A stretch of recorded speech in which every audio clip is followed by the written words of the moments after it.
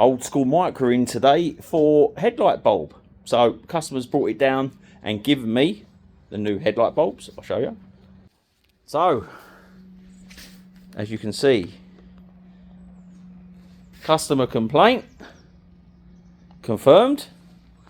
Let's have a look at the reality of this situation. So I can already see the wires of, oh, here we go. So we have had resistance in the wire, which has then caused potentially the plug to melt. We've got some resistance here, so we've got some heat. So let's get this one ready for MOT. Guess what? One tap of the headlight and all shall be revealed. That solves everything. Give it a give whack, and guess what? Light comes on, passes MOT every time. Watch this. Ready? Give it a whack. Woo! What we're gonna do? What we're gonna do? Right, that's on. It's a pass.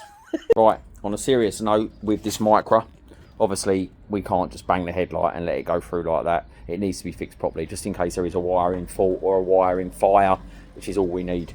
So I just spoke to the motor factors, and they've just sent me this down. So basically a plug with 3 wires on. I'll show you what we've got in the headlight well.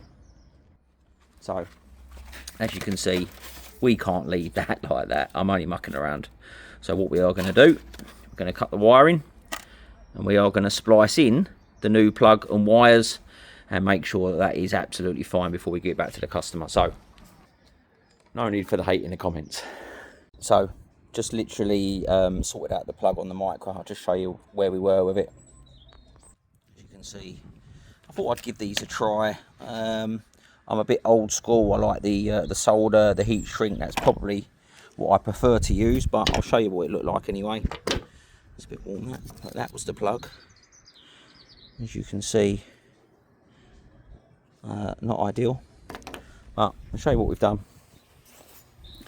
So what we've done is cut the wiring back to make sure that there's no dirty wire left behind it. So quite a neat and tidy repair.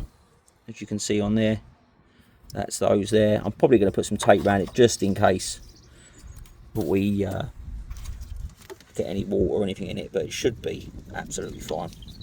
So I'll give it a go. Very fiddly to do with one hand, that's for sure. Right.